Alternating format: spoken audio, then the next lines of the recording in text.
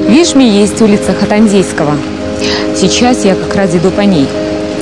Она названа в честь героя Великой Отечественной войны Андрея Гурьевича Хатанзейского.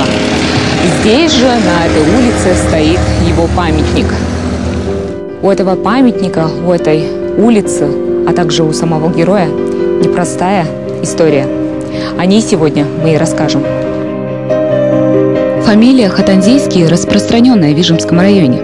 В переводе с ненецкого «Хатанзей» означает «лесной оленевод».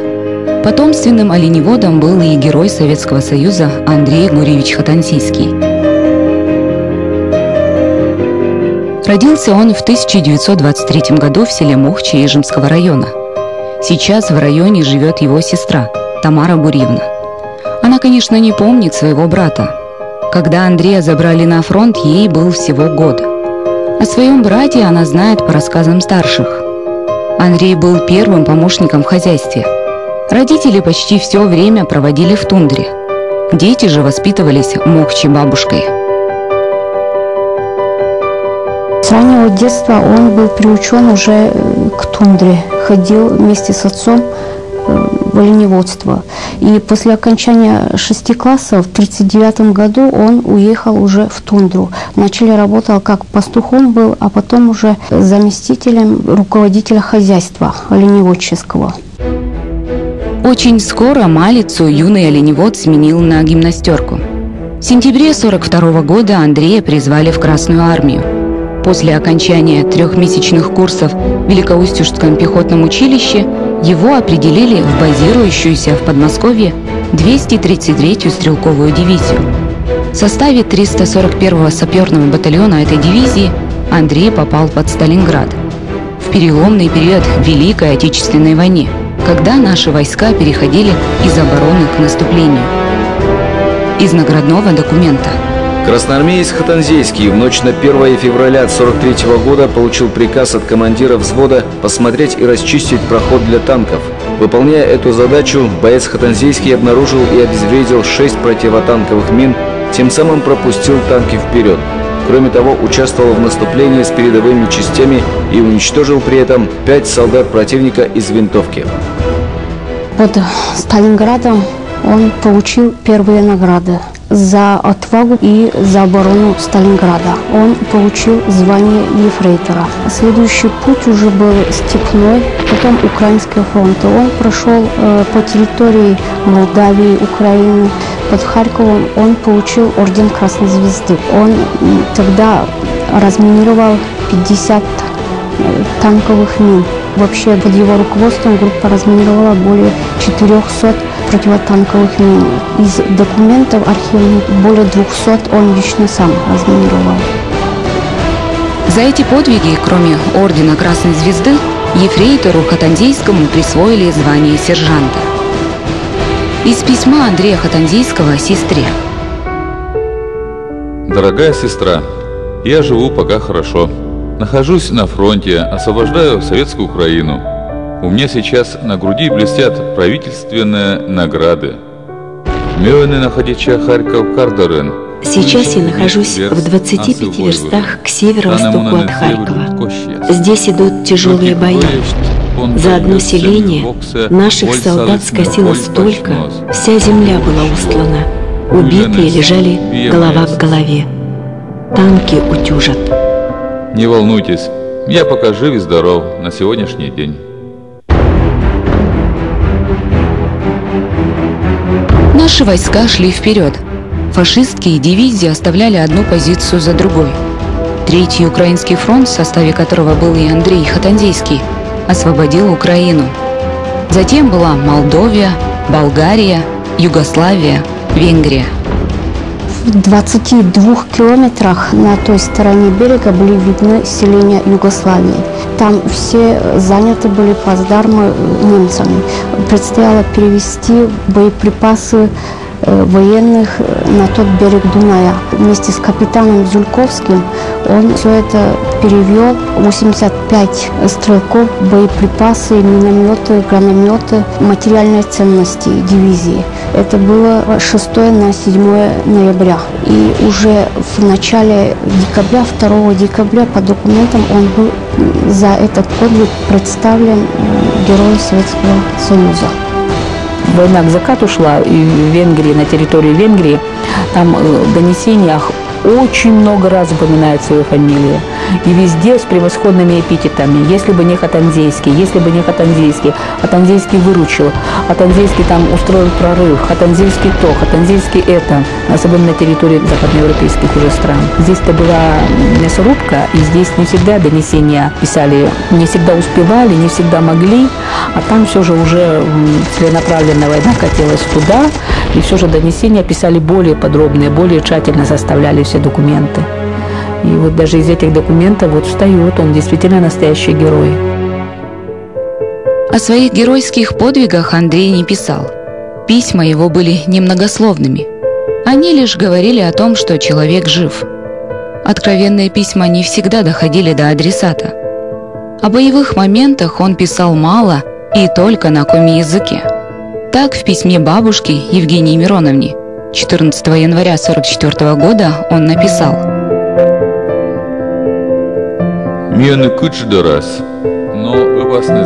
«Сейчас мы близко от окружения. Очень опасно стало. Мы сами можем попасть в окружение». Письма любимой более содержательны. Клавдия Беляева, любимая девушка Андрея Хатанзейского, тоже воевала на севере под Мурманском. Молодые познакомились еще в школе, в Мокче. Об их дружбе родственники не знали. Пишу и думаю, придет ли то время, когда мы вернемся на родину, в свое село Клава. Кончаю письмо этим. Писать больше нечего. Не серчай на меня. Писать времени нет. Жму крепко твою руку и целую тебя. Вчера остановились на ночлег в одном доме. Ночью попал в него снаряд. Убило 14 человек. В живых осталось нас 5. Не знаю, что будет дальше. Письма хорошие, очень добрые.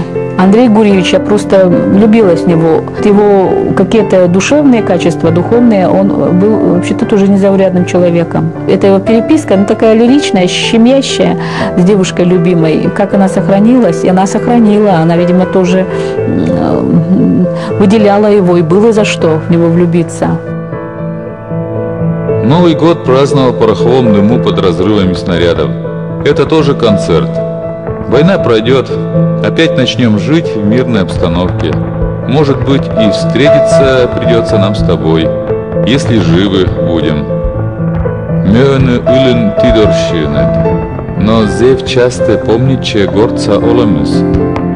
Я сейчас так далеко от тебя, но очень часто вспоминаю о жизни в нашем селе, когда в чистом поле холод, ветер, хлещет дождь, роем окопы ложимся, а через час уже вода по колено. Негде погреться и просушиться. И это еще не все. Как начнется железный дождь и грохот повсюду, кругом слышны крики. То маму зовет перед смертью, то брата, сестру. И чойсе, или воксе.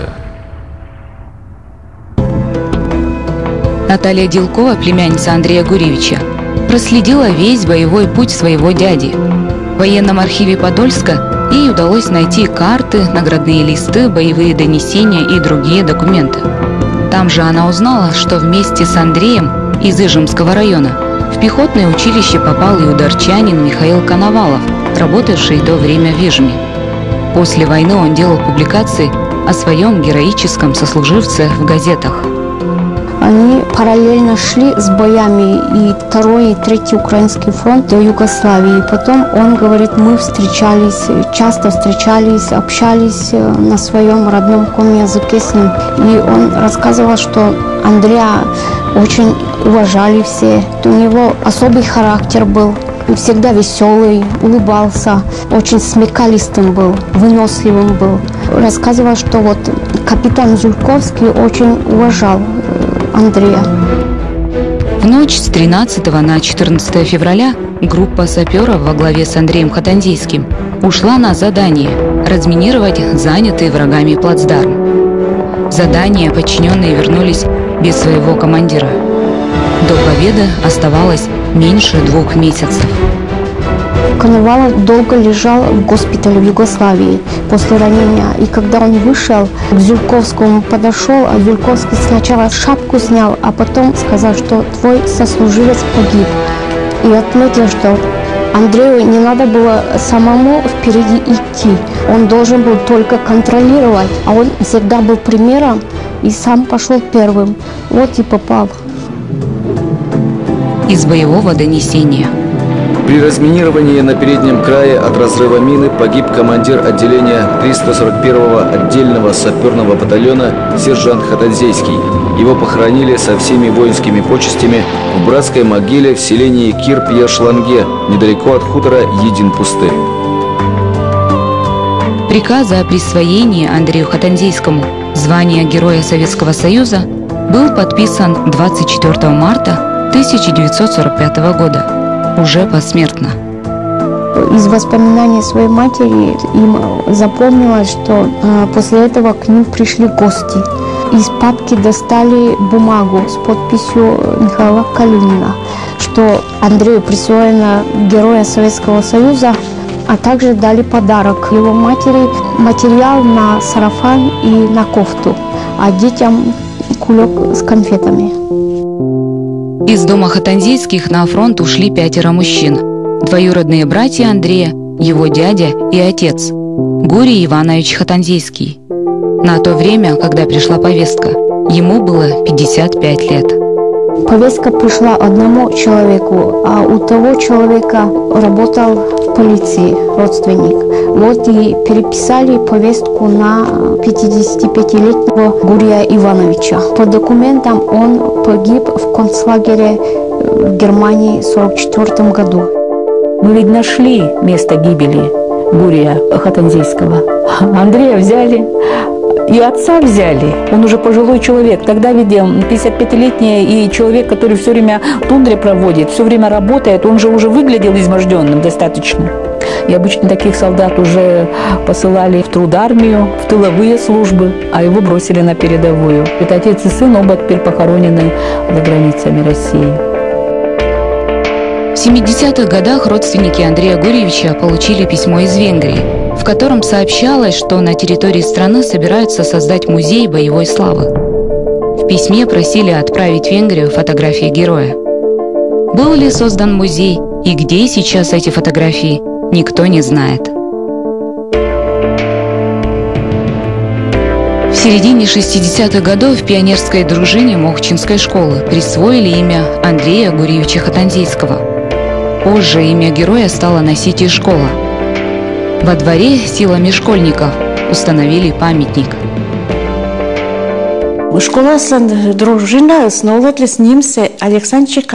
Школьная дружина носила имя Александра Чекалина. Но однажды наша учительница Мира Ивановна нашла в клубе этот портрет. Тогда выяснили, что это герой Советского Союза из нашего села. Почему же тогда школьная дружина не носит его имя? Школьники собирали сажу, макулатуру и сдавали. На вырученные деньги поставили памятник во дворе, принесли портрет, а 9 мая 1965 года устроили большой праздник. Пригласили ветеранов, повесили карту и флажками там отметили фронтовой путь Андрея Гурьевича Хатанзейского. А школьную дружину назвали его именем. Еще в 70-е годы родственники Андрея Хатанзейского пытались выехать в Венгрию, на поиски места захоронения, но им было отказано. Вторая попытка состоялась в 2005 году.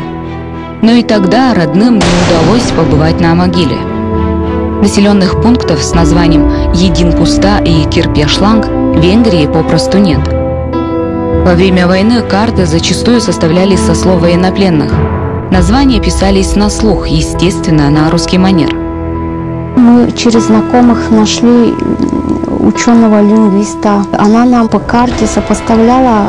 Третий украинский фронт проходил возле Балатона, и где самые ожесточенные бои проходили. Потом мы поехали в поселок Балинка. Там есть братская могила, серый обелиск для советских солдат и рядом ухоженный такой для венгерских. Вот так наша поездка, и ничего не получилось. Не смогли найти. На родине героя в 1979 году в честь 50-летия Ижемского района в райцентре открыли памятник герою. На торжественное открытие была приглашена мать Андрея Хатанзейского, Феоктиста Никитишна. И, конечно же, женщина очень была удивлена, когда из-под покрывала взору всех присутствующих появился совсем другой человек, мало похожий на ее сына, солдат с пилоткой на голове. Он отправлял своим родным фотокарточку. Там стояли трое, 2 сослуживца и он, самый молодой. Коновалов рассказывал, что у него все сослуживцы были гораздо старше его по возрасту. Родные отдали этот снимок, и случилось так, что, видимо, при изготовлении вообще типографского клише герои справа и слева поменяли местами. Таким вот образом во многих изданиях совершенно другой человек фигурировал. И вот на основе фотографий тоже выполнен памятник этот. Андрею Гурьевичу Хатанзейскому на момент гибели было всего лишь 22 года. Это был невысокого роста молодой человек с ненецкими чертами лица. Фотография, фигурировавшая во многих изданиях под его фамилией, никак не соответствовала реальному герою. Благодаря Тамаре Ивановне Новиковой, бывшему директору нашего историко-краеведческого музея, она разбирала архивные документы, и вот 3 снимка ее взору открылись совершенно разные люди, и все под именем Андрея Гурьевича Хатанзейского. Сохранилась одна фотография с юности. Такой ретуши подвергли, хотя это он мальчиком еще был, гимнастерку одели, нацепили ордена и медали, которые он получил на фронте и в которых он не мог даже фотографироваться.